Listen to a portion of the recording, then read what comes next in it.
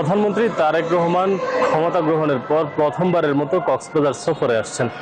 দেশের পর্যটন খাতের সবচেয়ে বড় বিজ্ঞাপন কক্সবাজারে প্রধানমন্ত্রীর আগমনকে কেন্দ্র করে ইতিমধ্যে পুরো জেলা জুড়ে এক প্রকার আনন্দের জোয়ার বইছে। এখানকার স্থানীয় বিএনপি নেতাকর্মীদের পাশাপাশি স্থানীয় মানুষজনের মাঝে এক প্রকার বেশ আমরা উচ্ছ্বাস লক্ষ্য করেছি। প্রধানমন্ত্রীকে কাছ থেকে দেখার যে সুযোগ সেটিকে তারা একেবারে কাজে লাগাতে চান। প্রধানমন্ত্রী একদিনের সফর, প্রথমে আসলে 2 দিনের সফরে কক্সবাজার আসার কথা থাকলেও সর্বশেষ যে সফরসূচি দেওয়া হয়েছে সেখানে একদিনের সফরে প্রধানমন্ত্রী কক্সবাজার আসছেন।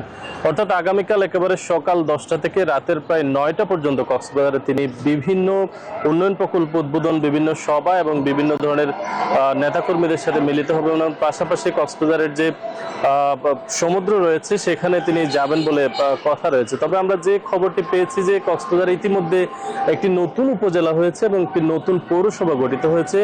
এই দুইটি যে উপজেলা এবং পৌরসভার ভিত্তিপ্রস্তর স্থাপন এবং বিএনপি সরকারের যে প্রায় 25 কোটি বৃক্ষরোপণের যে কর্মসূচি সেটিরও তিনি উদ্বোধন করবেন। পাশাপাশি কক্সবাজারে এসে রাতের বেলা কক্সবাজারের যারা বিভিন্ন সুধীজন রয়েছেন তাদের সাথে আসলে এক মতবিনিময় সময় তিনি যুক্ত হবেন। পাশাপাশি কক্সবাজারের প্রধানমন্ত্রী এই সফরকে কেন্দ্র করে ইতিমধ্যে বিএনপি নেতাকর্মীদের মাঝে বেশ উচ্ছ্বাস লক্ষ্য করছি। তবে এবারের সফরে কিছুটা ভিন্ন দৃশ্য হচ্ছে। অন্যান্য সময় আসলে যে ধরনের ব্যানার ফেস্টুন লাগানো হয় এখন পর্যন্ত আসলে সেই ধরনের ব্যানার ফেস্টুনের শহরে পরিণত হয়নি।